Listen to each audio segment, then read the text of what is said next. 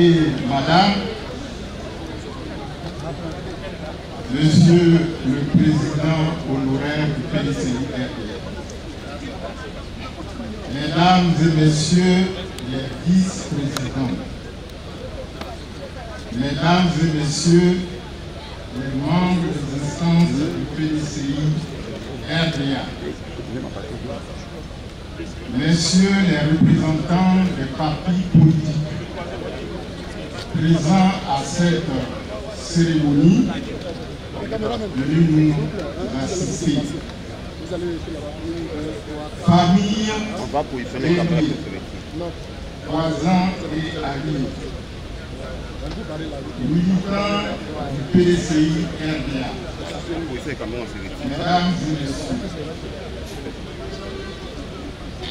c'est assurément un exercice difficile auquel je vais me livrer en rendant hommage à ma qualité de coordonnateur de l'inspection du PDCI-RDA, le président Henri Konan. En effet, le président Henri Konan Bédié m'a fait l'honneur de me nommer au poste de coordonnateur de l'inspection après le ministre Albert Claude Kapou-Tiapani et le vice-président Daniel Kablan-Duncan. Il me plaît de le remercier pour cette marque de confiance. C'est en étant jeune écolier à l'école primaire publique à Toumaudi que ma mère, paix à son âme, m'a parlé de Henri Konan Bédié. Cela se passait en 1956. Elle m'a demandé si j'ai entendu parler de ce brillant élève et étudiant qu'était Henri Konan Bédié, qui a fait la fierté de ses parents et des ressortissants de l'ancienne boucle du cacao. Ses parents, faut-il le rappeler, ont consenti des sacrifices financiers appréciables pour supporter ces charges d'études. Puisque M. Bédié n'a pas respecté son engagement décennal, a préféré, après son cycle secondaire, s'inscrire à l'université de Poitiers, en France, au lieu d'embrasser le métier d'instituteur. Ses parents ont dû, dans un premier temps, supporter ses charges d'étudiants avant qu'il ne soit boursier. L'élève Bédié était très brillant et avait comme condisciple Koutoplo Antoine, que j'ai connu à Toumaudi, mais hélas, trop attaché à l'affection des siens des suites d'un accident de la circulation. L'étudiant Bédié s'est révélé très tôt comme un leader qui défendait ses camarades. Très éloquent, ses camarades étudiants l'ont surnommé l'empereur. Le président et l'empereur.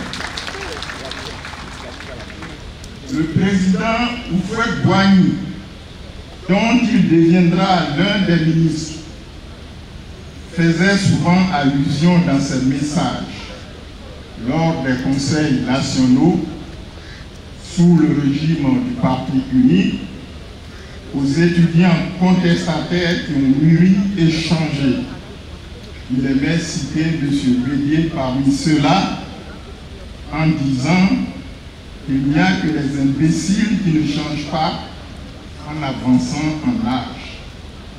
En fait, M.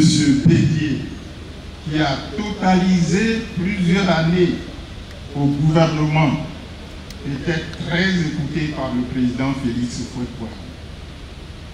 Comme ambassadeur aux États-Unis d'Amérique, Henri Konan Bédié a organisé avec brio la visite officielle du président Félix Houphouët-Boigny. Cette visite a permis de renforcer les relations entre la Côte d'Ivoire et les États-Unis de Kennedy. M. Bédié était de fait le premier ministre du gouvernement de 1968 à 1977, avec 4 personnalités fortes dans cette équipe. Henri Konan Bédié, Mohamed Djekoura Diawara, Arsène Assouan Hussière, Abdoulaye Savadogo, qui est avec nous. Je crois qu'il faut l'ovationner. Il est avec son épouse.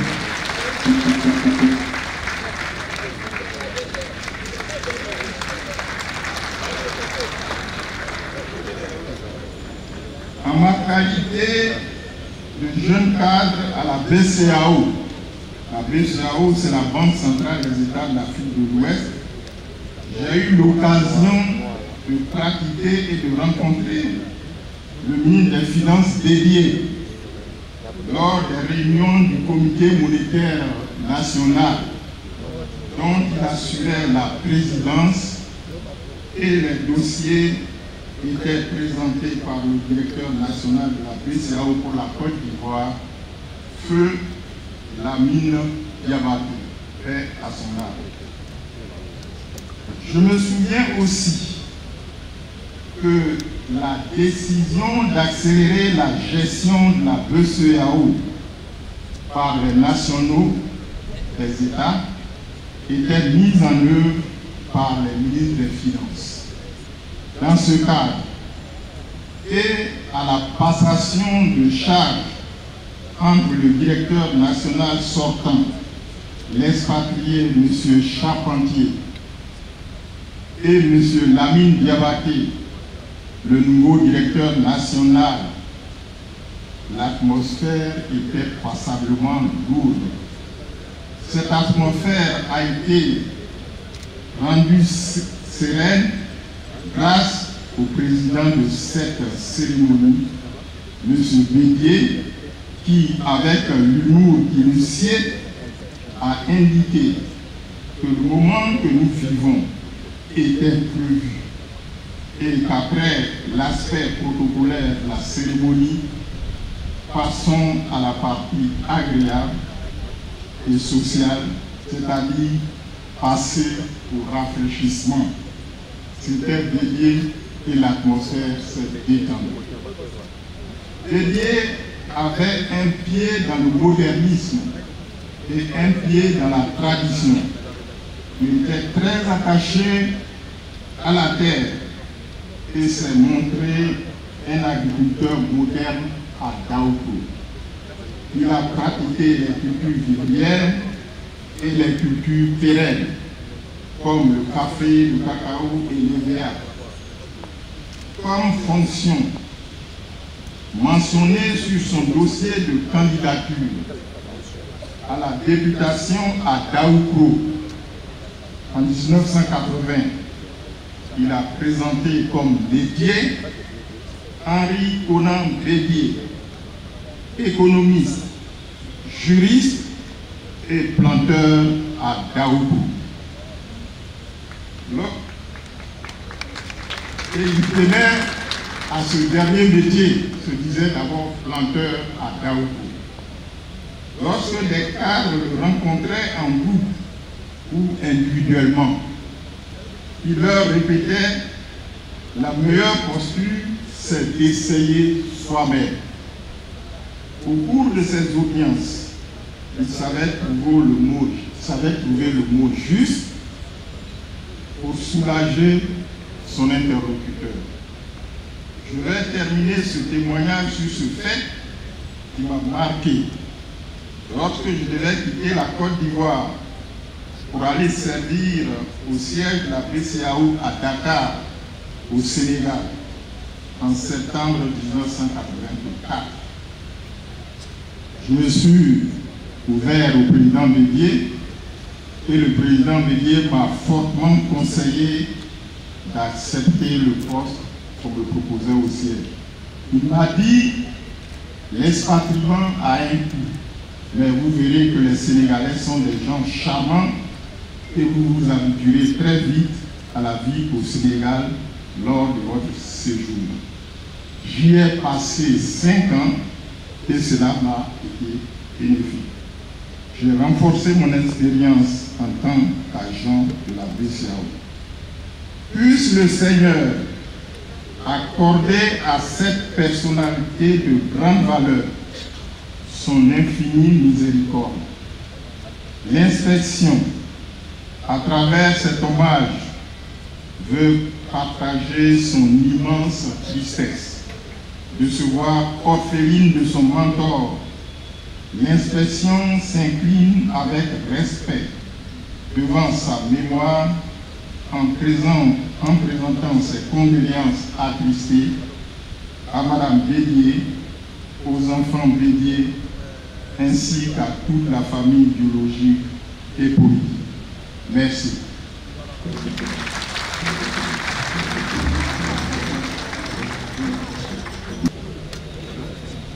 Monsieur le Président du PDCRDA et Madame, Mesdames et Messieurs les vice-présidents, Mesdames et Messieurs, en vos titres de qualité générale.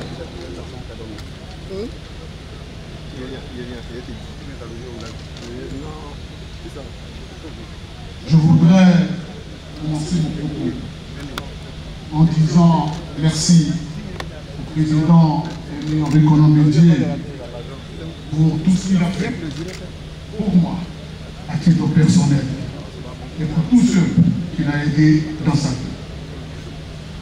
Comme le dit un adage populaire, rien de chez nous, c'est l'homme qui fait l'homme. Le président Bédié est un faiseur d'hommes. Il nous a fait. Et en retour, nous lui devons une reconnaissance infinie. C'est donc un honneur pour moi de prendre la parole au nom de tous les élus locaux pour un ultime hommage à notre illustre président Aimé Henri Konan Bédié, notre dévancier, notre mentor. Son Excellence Aimé Henri Konan Bédié, faut-il le rappeler, a été président de la République de Côte d'Ivoire, président de l'Assemblée nationale, député de la nation, maire de Yaoundé. Aimé Henri Konan Bédié est donc un super élu de la nation. Quoi donc de plus normal et naturel au moment de la séparation ultime, avant les retrouvailles auprès du Père Céleste, que les élus locaux de son parti, que dis-je, ces élus, lui rendent un hommage ô combien mérité. Son Excellence Aimé Henri Konan Bédié avait des relations particulières, voire singulières, avec chacun des élus de son parti. À la vérité, quoique élus du parti, nous sommes aussi ses élus, parce que, in fine, en tant que président de notre grand parti, le choix ultime des candidats lui revenait. À César, ce qui appartient à César. Je voudrais donc articuler mes propos autour de 4 axes qui, à mon sens, permettent de cerner quelques-unes des multiples et nombreuses qualités de l'homme. Je voudrais, avec votre permission, aborder ces points de l'ordre suivant. Aimé Henri Konan Bédié, un président à la parole rare. Deuxième point. Aimé Henri Konan Bédié, un président à l'écoute de ses militants. Troisième axe. Aimé Henri Konan Bédié, un président tolérant à l'humour caustique. Quatrième phase. Aimé Henri Konan Bédié, plus qu'un président, un bon père pour tous. Le premier axe. Aimé Henri Konan Bédié, un président à la parole rare. Il est d'une notoriété publique que le président Bédié n'était pas très bavard. Il avait la parole plutôt rare, souvent brève, mais surtout incisive. Après le coup d'État de décembre 1999, de passage à Paris, je sollicite et obtiens une audience avec lui. Après les civilités, il me demande l'objet de ma visite. Sans embâche, je lui dis que je suis venu le saluer, mais aussi prendre ses conseils. Car j'envisage de me lancer activement dans la vie politique. Il m'a un temps d'arrêt et me dit en souriant, jeune homme, vous devrez vous armer de beaucoup de courage, mais surtout faire preuve d'une écoute active et de rajouter, la parole est plus aisée que l'écoute. Cependant, vous devez vous efforcer à privilégier l'écoute à la parole si vous voulez demain devenir un leader politique. Félicitations. En fréquentant assidûment le président, j'ai compris le sens profond de sa pensée, qu'il résuma un jour d'ailleurs publiquement dans une formule dont il avait seul le secret. Quand tu parles, aie pitié de celui qui t'écoute. Elle est Henri Konan Bédié dans le texte. Cette parole rare ne devient pas moins incisive, voire mordante. Qui ne se souvient de cette citation? Quand le sage montre la lune du doigt, l'idiot regarde le doigt. Deuxième axe, Aimé Henri Konan Bédié, un président à l'écoute de ses militants. Contrairement à ce que la rumeur a fait courir, à savoir que le président Bédié était têtu, il n'en faisait qu'à sa tête. L'homme avait plutôt de fortes convictions et une très forte personnalité. Il avait une écoute active des plus humbles de ses militants. Il consultait beaucoup avant de prendre ses décisions.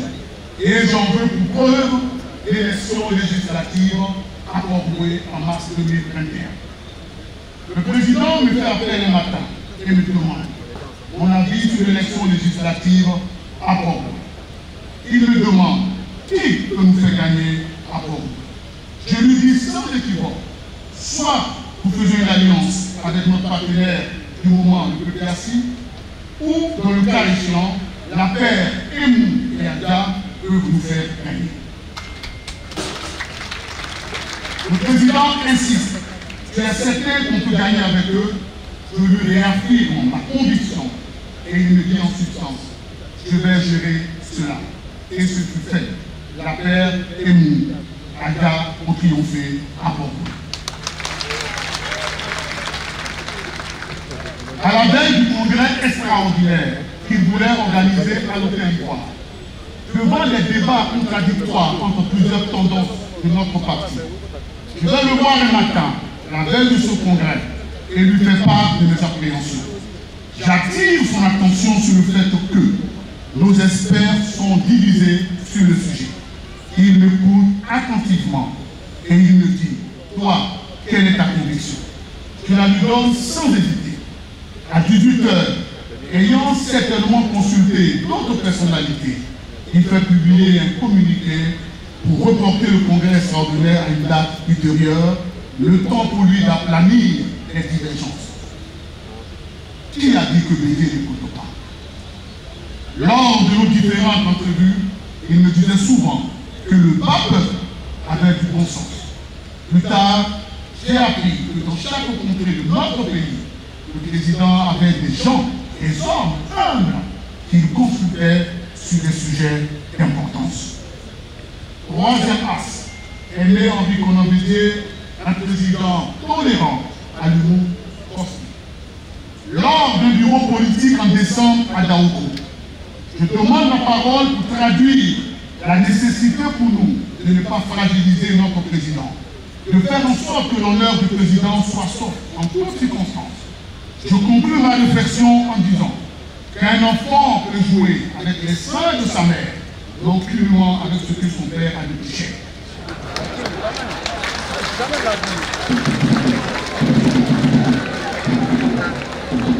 Toute la salle s'est mise à rire et lui, du haut de la tribune, me fait un petit sourire.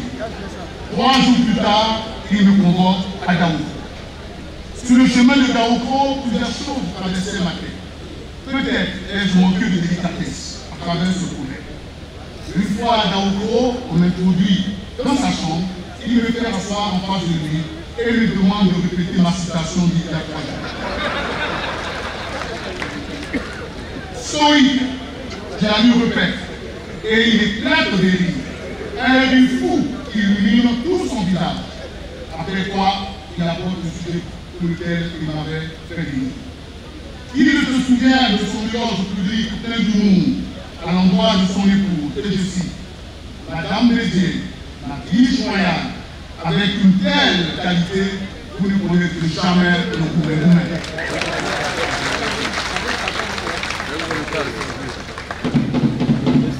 Il savait rire de tout et de rien. Son humour était contagieux. C'est aussi cela une des marques distinctives du président. Tolérant et rieur. 4e phase enfin. Aimé Henri Conan Bédier, un président, un bon père pour tous. Le président Bédier avait une relation particulière, pour ne pas dire singulière, avec tous les élus de son parti. Son tact, son humour font de lui un père aimant.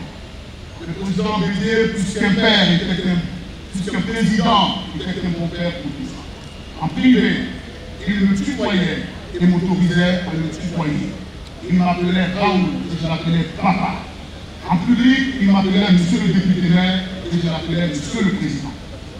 Cette proximité, il l'avait certainement avec nombre d'entre nous, pour ne pas dire chacun d'entre nous. Il était plus qu'un président pour nous, un père aimant plutôt. Il était toujours à la recherche du consensus entre ces enfants que nous sommes. Il passait des nuits entières à faire des arbitrages sur le choix des hommes. Il doit porter les couleurs du parti. Il était attentif et attentionné. Je me rappelle encore de l'élection législative de mars 2021. À 2 semaines de cette élection, mon policier et moi tombons en même temps malades. Tous les 2 jours, le président m'appelait pour prendre des nouvelles. Le jour du scrutin, toujours malade, il m'appelle pour le reconforter. Quand je lui annonce notre victoire, il marque un temps mort et me dit bravo à vous.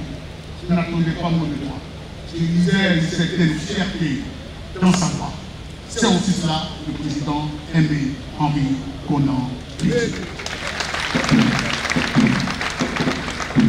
Que dire pour conclure? Honneur et gloire aux grands hommes. Honneur et gloire au président Aimé Henri Conan Bédier. Un grand président s'en va. Un homme de paix. Un homme tolérant. Qui a cultivé sa révérence, saluons sa mémoire. Le destin des hommes, dit le poète, appartient à Dieu. Allez en paix, homme de dialogue. Allez rejoindre les pères fondateurs ou héritier testamentaire, le dépositaire, la mémoire de Félix Houphouët-Boigny et le protecteur de son pays pour la recherche de la paix. Allez en paix, le prince de Daoukro. Le PDCI vivra. Quelle était votre conviction profonde?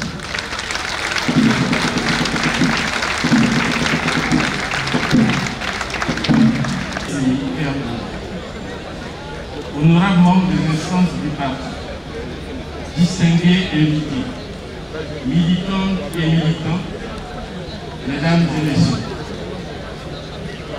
c'est un honneur et un devoir de joindre ma voix à celle des membres des instances, des militants et des sympathisants de notre grand parti d'avant-garde à l'occasion de l'hommage rendu au président Aimé Henri Conan Bédier. Je m'exprime au nom de tous les membres du cabinet présidentiel qui, de 1993 à 1999, accompagnèrent le président dans sa noble mission au service de la Côte d'Ivoire. On avait reproché à son prédécesseur, le président Houphouët-Boigny, de vénérer mémoire, d'avoir un cabinet composé de non-ivoiriens, de Français en particulier. Dès sa prise de fonction, le président Bédié ivoirisa son cabinet, du secrétaire général au directeur de cabinet, du chef de cabinet au conseiller et au chargé de mission. Surtout, en jouant la carte de la jeunesse avec des personnes de 30 ans, de 40 ans, de 50 ans, tout en conférant une juste place aux anciens. Ce fut un signal fort de la prise en main de nos affaires par les Ivoiriens eux-mêmes et de la confiance en la jeunesse. J'eus l'honneur, le grand honneur, d'être son deuxième directeur de cabinet, après le ministre Noël Némé, fait à son âme, quand il fut nommé président du Conseil constitutionnel en 1995. Pour tous les membres du cabinet, le président Bédié fut un patron exigeant et travailleur, qui savait prendre des décisions courageuses en privilégiant toujours l'intérêt national. Et nous nous employons tous à mériter cette confiance en assumant avec zèle, compétence et patriotisme les responsabilités qui nous furent confiées. Ce fut une expérience exaltante et inoubliable. Nous accordons une reconnaissance éternelle au président Bédié, reconnaissance qui est la mémoire du cœur, selon le romancier danois Christian Andersen. Nous eûmes toujours le soutien bienveillant du président pour toutes nos activités et initiatives. Permettez que j'en cite quelques-unes. Nous mîmes par exemple le cabinet à l'informatique. Nous lançâmes une revue Côte d'Ivoire Magazine, fort appréciée de nos ambassades, ainsi que la documentation ivoirienne, sur le modèle de la documentation française, pour éditer documents et études, souvent réalisés à coups de millions, et qui étaient confinés dans des tiroirs des administrations, ou emportés par leurs détenteurs au gré des remaniements ministériels. Nous avons fait réaliser des plans d'un centre national d'archives et des études préliminaires pour un musée des arts et traditions populaires et un musée du cacao, ainsi que des monuments urbains pour la ville d'Abidjan. Dans sa démarche de régler les problèmes politiques liés à certaines personnalités de notre histoire, nous supervisâmes les travaux du mausolée d'Ernest Ouka dans son village de Grand Mori. Nous devions faire le même monument pour Biaka Boda, mais sa famille avait présenté toute une série de doléances relatives à la santé, à l'éducation et aux routes. Le président avait alors estimé que cela ne relevait plus de la compétence du cabinet et qu'il fallait transmettre les dossiers au ministère technique concerné. Cela nous montre un aspect de la méthode de travail du président, le respect des procédures, des hiérarchies, du principe de subsidiarité. Cela nous a valu quelques incompréhensions, notamment quand on soupçonnait le cabinet présidentiel de travailler au remplacement du Premier ministre. Mais tout bon chef, tout responsable a toujours un plan B pour anticiper sur les événements et trouver des solutions alternatives. Et je confirme en effet que le plan B pour la primature, c'était Tidiane Thiam.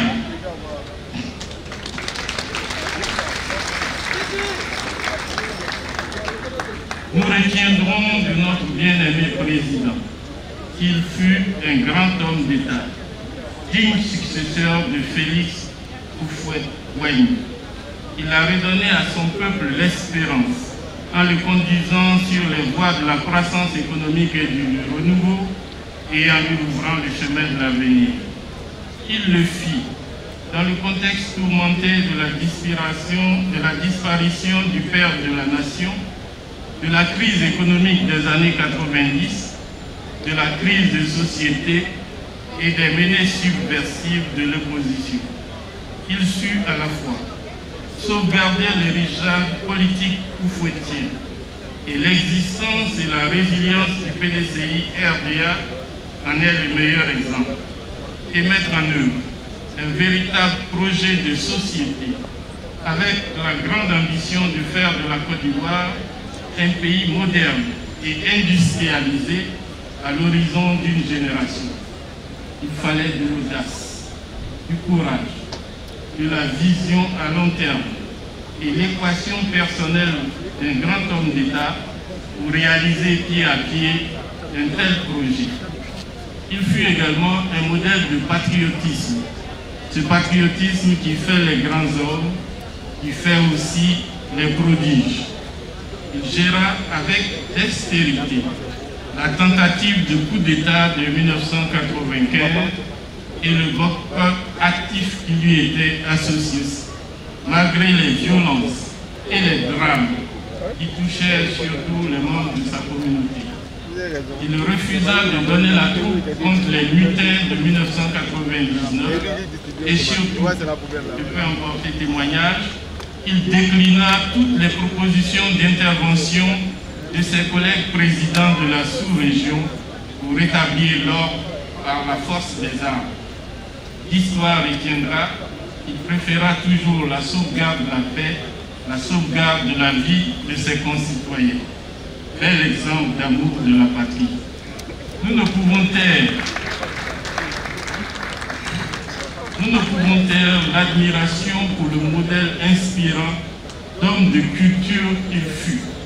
Lecteur boulimique, s'informant de tout, adepte du dire bien, avec un bonheur dans l'expression écrite comme orale, avec des mots rares, des formules qui font mouche, des expressions qui font la base, des hypochondriaques écrivants, de la jactance des complots au goudron biodégradable, et j'en passe, et les meilleurs. Il fut un généreux mécène pour nos artistes et hommes de culture. Certains de lui en dirent bien en composant des chansons, des poèmes à sa gloire. Je pourrais citer les compositions d'un Ernesto Guégué qui anime tous nos meetings, ou les écrits d'un Adé Adiafi Jean-Marie qui font désormais partie de notre patrimoine immatériel. Monsieur Bédier, comme on l'appelait dans le collège, fut en effet un monsieur, titre respectueux pour l'honnête homme du classicisme, homme accompli, d'un esprit cultivé, agréable et distingué, tant dans son aspect physique que dans ses manières, modéré et maître de soi. Il avait compris que l'on gouverne bien les hommes qu'avec le cœur. Et pour tous les membres du cabinet, il ne fut pas seulement un patron, mais aussi un mentor, un père, un grand-père. Ils portent tous le deuil et s'associent dans la douleur et le souvenir à sa famille biologique ici représentée. Toutes nos sincères condoléances à Madame Mariette Bédier, à ses enfants, aux grandes familles Bédier, voisins et à elle. Chacun de nous retient avec peine son sanglot et sa douleur. Mais ressaisissons-nous. En tant que militants du PDCI-RDA, recherchons tous cette symbiose, cette cohésion, cette fraternité militante auquel nous appelle le président Henri Konan Bédié, homme d'État, universel et permanent. Repose en paix, Monsieur le Président, je vous remercie. Ici, remercier notre président, le président du parti, pour son discours d'hier. Merci, Monsieur le Président. Pour l'heure, je vais m'adresser au président Bédié. Aujourd'hui, samedi 25 mai 2024, nous voici tous rassemblés pour vous rendre un dernier hommage. Ah, mon président, si hier, en votre présence, la fête était à son heure, aujourd'hui, c'est avec le cœur meurtri, la gorge nouée, les yeux larmoyants, que nous nous retrouvons une dernière fois dans votre maison,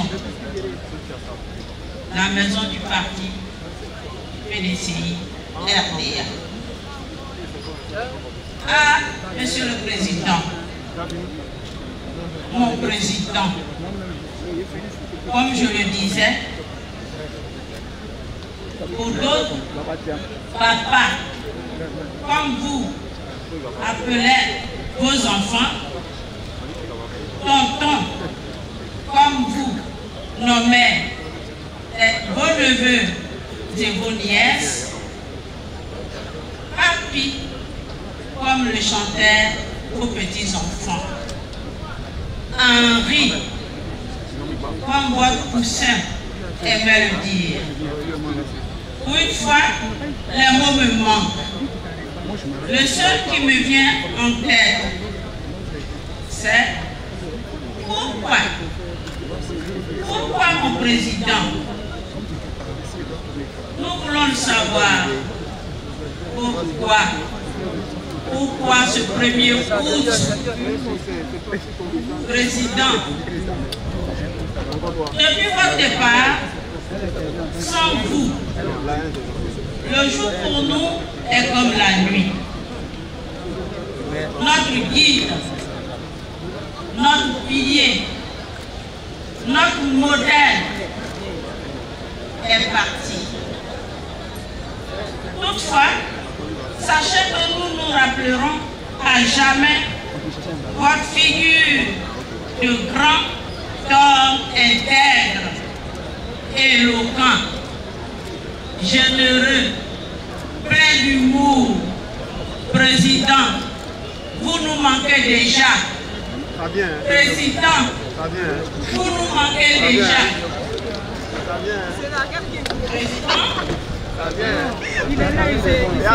au nom de toutes les femmes militantes du PDCI RDA, si un jour nous nous avons offensé, nous vous demandons pardon. Papa, si un jour, mon entêtement, je vous ai offensé, pardonnez-moi. Vous m'avez convoqué dans vos bureaux en me demandant de me retirer parce que vous avez déjà choisi votre candidat. Et je vous ai regardé, je vous ai dit non. Vous avez choisi votre candidat, mais j'irai aux élections. Et je sais que je vais gagner. Excusez-moi, Président. Nzoueba Yako. Si dans l'au-delà, il y a une autre vie, alors, s'il vous plaît, papa, dites au président Houphouët-Boigny que sans souffrir,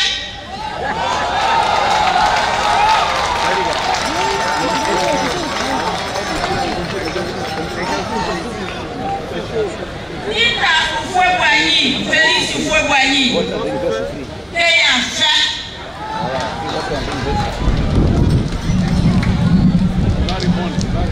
Mini Bobo, Blacklaman, Yako, courage à vous, maman. Président, je me rappelle encore ce 1er août 2023, jour douloureux, où j'ai appris la terrible nouvelle. Depuis lors, je ne cesse d'imaginer des rencontres nous aurons pu avoir. Je ne cesse de me poser des questions qui restent malheureusement sans réponse. Lambert, Franck, Parfait, Jean-Claude et Porquet. Avez-vous pensé à un petit rendez-vous avec notre président? Un rendez-vous où les femmes du PDCI seraient présentes. Nous aurons demandé, Monsieur le Président, la rencontre est-elle maintenue ici, à Abidjan ou à Daoudou? Auriez-vous accepté de déjeuner avec nous? À la suite de cela, auriez-vous accepté de prendre des photos avec nous? Papa, Président, mes questions demeurent sans suite. Je vous en prie, dites-moi quelque chose. Dites-nous un mot. Mesdames et messieurs, le président Bélier ne nous répond plus. Mesdames et messieurs, le président s'en est allé. Dieu, sauve-nous. Adieu, grand homme de foi, de loi et de paix. Adieu, papa, que la terre de Pré-Pressou qui vous a vu naître vous soit légère. Je vous remercie. Oui. On dit que les grandes douleurs sont muettes. Et c'est le président Bédié lui-même qui aime à le dire. Effectivement, c'est une très grande perte pour nous, fils de la région, et pour moi personnellement. Parce que le président Bédié, il est difficile même de décrire, tellement il est immense. Comme nous disons en termes physiques, il a la densité, il est dense. Le président Bédié, nous l'avons perdu, nous le pleurons et nous n'allons pas cesser de le pleurer. Parce que c'est un homme bien, et bien dans toutes ses dimensions. C'est un homme de très grande culture. C'est un homme qui aime son pays, qui aime sa région, qui aime son village natal, qui aime ses populations et particulièrement, il aime la jeunesse. Et le président Bédié, comme je l'ai dit, c'est un tout. Pour ce que nous connaissons tous, en tant qu'économiste, en tant que juriste, mais très souvent, bon, on n'en parle pas trop, mais lui-même, pour ça seulement il aime qu'on en parle. C'est un grand planteur. Et il aime la terre. La terre, il aime les champs. Et c'est pour ça que j'ai dit, le président Bédié, c'est un tout. Vous voyez, quand il arrive ici, et parfois il se rend dans cette plantation, nous avons souvent l'honneur de l'accompagner dans ces champs. Et n'oblige personne. Mais lorsque vous allez, vous apprenez beaucoup de choses. Vous apprenez tout de lui.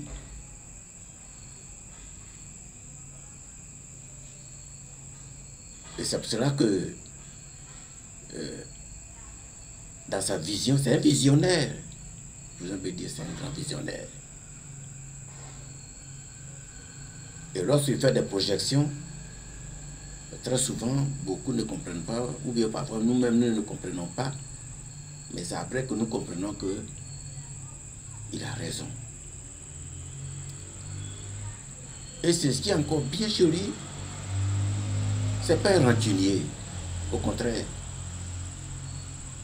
Tout ce qu'il a subi comme préjudice, comme injure, comme ingratitude, mais quand vous venez dire non, non, laissez tomber.